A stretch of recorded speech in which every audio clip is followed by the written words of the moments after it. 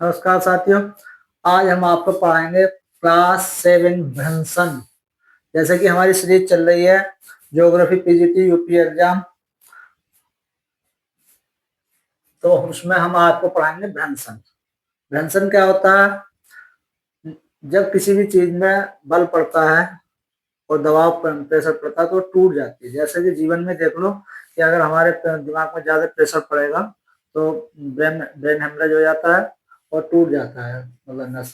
तो ऐसे ही जब भूपटल पर तनाव बल तनाव बल के कारण भूपटल की चट्टानों में चटकन या भ्रंशन की उत्पत्ति होती है। तनाव बल की अधिकता में चट्टानों में दरार बनती है। क्या बनती है? दरार। यानी कि जब तनाव बल भूपटल पर पड़ेगा तो चट्टानों में भ्रंश की उत्पत्ति होगी। भ्रंश किसे कहते हैं? मतलब दो चट्टानें एक दूसरे के विपरीत खिसक जाते हैं, इस प्रकार से विपरीत खिसक जाएंगी तो भ्रंश की उत्पत्ति होगी। भ्रंश माने एक लकीर की तरह गड्ढा लंबा, उसे कहते हैं भ्रंश। यानी तनाव बल के कारण भूपटल की चट्टानों में भ्रंश की उत्पत्ति होती है। तनाव बल की अधिकता, जहां भी तनाव अधिक होगा चट्टानों में दरार बनती है, जिसे भ्रंश रेखा कहते हैं। इसे क्या कहते हैं? भ्रंश रेखा। जैसे करके ये आकृति है, ये हमारी भूपटल है और एक बल विपरीत दिशा में जब लगेगा तो इसमें खिंचाव आएगा और यहाँ एक दरार पड़ जाएगी, उसे कहते हैं भ्रंश रेखा। ये भ्रंश रेखा है ना, जब ये विपरीत दिशा में बल लगा एक इधर को और इधर को तो टेंशन हुई और विपरीत दिशा में बल लगा तो इस तरह के एक रेखा बनेगी, इसे कहते हैं भ्रंश रेखा। भ्रंश रेखा के सहारे ही तनाव और दबाव शक्ति, जब भ्रंश रेखा के सहारे दबाव शक्ति और तनाव दोनों लगते हैं। चट्टाने विपरीत दिशा में एक दूसरे की ओर खिसकती है, जैसे कि इस आकृति में दिखाया गया है, जिससे भ्रंश स्थलाकृति विकसित होती है। कैसी भ्रंश स्थलाकृति विकसित होती है? जब तनाव बल विपरीत दिशा में लगेगा तो भ्रंश स्थलाकृति बनेगी। ये इस प्रकार की, ये था हमारा भूपटल, विपरीत बला रेखा बनी भ्रंश रेखा, और अधिक ज्यादा जब इस प्रकार का बल लगता है, एक बल दूसरी तरफ और एक बल दूसरी तरफ, तो इस प्रकार की आकृति भूपटल पर बनती है। इसे हम भ्रंश कागार भी कहते हैं। आगे देखिए भ्रंश के प्रकार। ये सामान्य भ्रंश, तो सामान्य भ्रंश हो गया।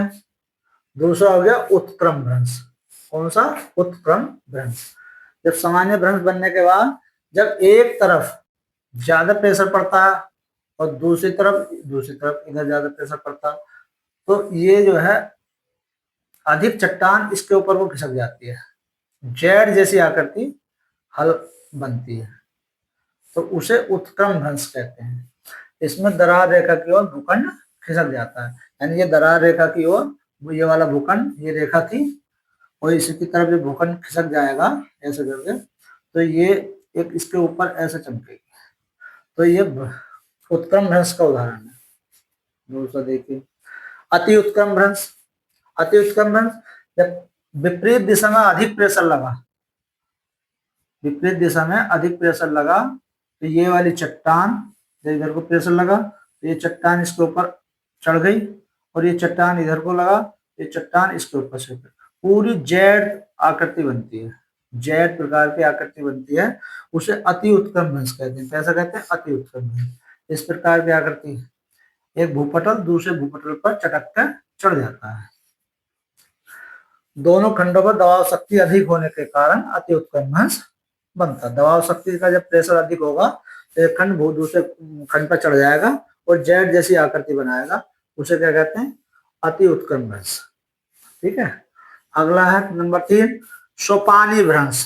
कौन सा? सोपानी क्रम का भ्रंश। यानी कि जैसे सोपान क्रम में इस प्रकार की आकृति बनती है, ऐसा करनी, नीचे गए ऊपर आए नीचे गए, एक तरीके से सोपान क्रम की आकृति बनती है, तो इसे कहते हैं सोपान भ्रंश। क्या कहेंगे? सोपान भ्रंश। ये मैंने आपको उत्क्रम भ्रंश, अति उत्क्रम और सोपान भ्रंश, ये भ्रंश के प्रकार है।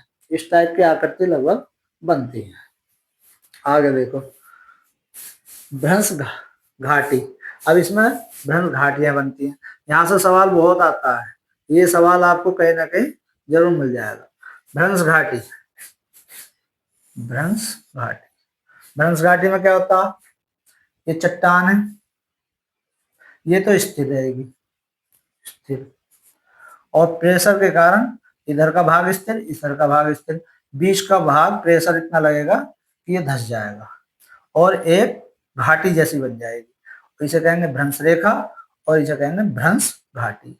तो सवाल कहां से आता, सवाल आता है कि भ्रंश घाटी के उदाहरण बताओ। उसमें आपको देगा तापी, नर्मदा और दामोदर या राइन घाटी, ये कैसी घाटियां हैं।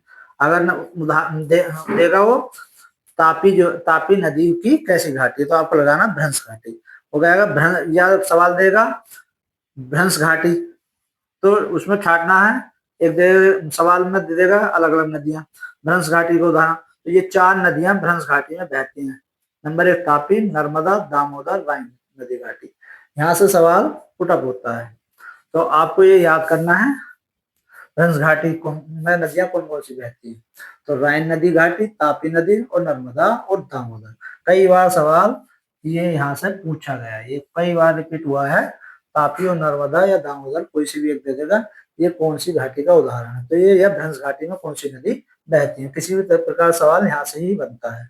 तो हम कहेंगे भ्रंश घाटी की नदियों का नाम है नर्मदा, तापी, दामोदर। रैंप घाटी, जो रैंप घाटी कैसे बनती है, उदाहरण देखिए, जहां एक तरफ हिमालय पे प्रेशर लगा, दूसरी तरफ गारो, ये 2 चोटियां हैं, ये रैंप घाटी का उदाहरण है।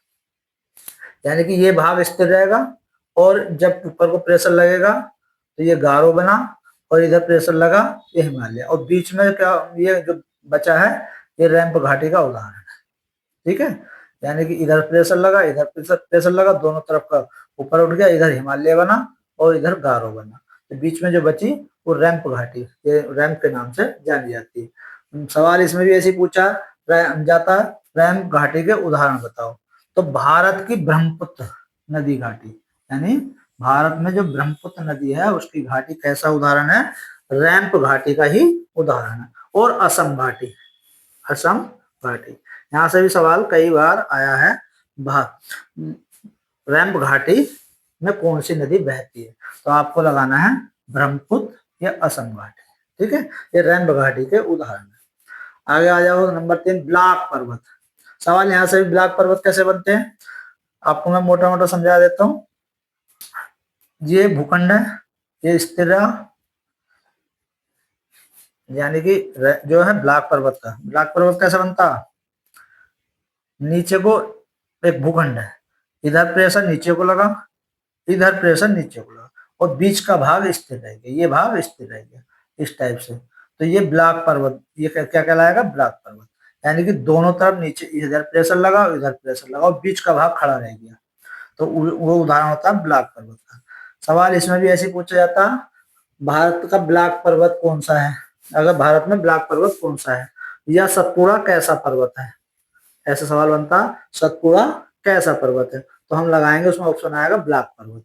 तो हम भारत का सतपुड़ा जो है ब्लॉक पर्वत का उदाहरण है। और जर्मनी का ब्लॉक पर्वत, ये नाम ही जर्मनी के ब्लॉक पर्वत से पड़ा। कई बार सवाल कैसे पूछा, ब्लॉक पर्वत कहाँ पाया जाता है, तो उसमें ऑप्शन में आएगा जर्मनी। भारत, तो भारत में पाया जाता है जर्मनी, तो जर्मनी लगाना आपको। और एक ब्लॉक पर्वत का उदाहरण आएगा यूएसए का बासेज रेंज, यूएसए का बासेज रेंज भी ब्लॉक पर्वत का उदाहरण है। और श्यारा नवेदा, श्यारा नवेदा भी यूएसए में, ये भी ब्लॉक पर्वत के उदाहरण है। सवाल यहाँ से ही पूछे जाते हैं, ये तो एक तरीके से मैंने फॉर्मेट बना दिया कि आपको भ्रंशन के बारे में कोई कंफ्यूजन ना हो। सवाल यहाँ से आएगा कि या तो क्या है, भ्रंश घाटी बताओ, भ्रंश घाटी की नदियों के नाम बताओ, या रैंप घाटी की नदियों के नाम बताओ, और या पर्वतों के नाम बताओ कि ये पर्वत कैसा है, ब्लॉक पर्वत का उदाहरण है या रैंप घाटी का उदाहरण है, मिक्स करके देते हैं। तो सवाल आपको यहाँ से बनेगा, भारत का सतपुड़ा, जर्मनी का ब्लॉक पर्वत, और यूएसए का बासेज रेंज, सियरा नेवादा कैसे हैं, ब्लॉक पर्वत के उदाहरण है। आगे आइए, हार्ज पर्वत। नंबर 4 हार्ज पर्वत। हार्ज पर्वत, हार्ज पर्वत क्या होता है, दोनों भाग, इधर का भूखंड स्थिर रहेगा, इधर का भूखंड स्थिर रहेगा, ऊपर को प्रेशर लगेगा, ये भाग उठ जाएगा। जहां इस प्रकार की आकृति बनेगी वो हार्ज पर्वत का आकृति होगी, यानी कि दोनों भाग स्थिर रहे, ऊपर को प्रेशर लगा और ये भाग उठ गया, ये ब्लॉक पर्वत हार्ज पर्वत का उदाहरण है। यूरोप का हार्ज पर्वत, हार्ज पर्वत कहाँ है, अगर सवाल कैसा आता कि हार्ज पर्वत कहाँ है या यूरोप में कौन सा पर्वत पाया जाता है, तो उसमें दे देगा ऑप्शन यूरोप में हार्ज पर्वत या हार्ज पर्वत कहाँ पाया जाता है। इस टाइप के सवाल आएंगे, सवाल बनते हैं यहाँ से और यहाँ से। ये ब्रैनसन का मैंने मोटा मोटा समझाने की कोशिश करी है और आप इसे उतार लें, बहुत इंपॉर्टेंट सवाल है, हर बार आते हैं। Thank you.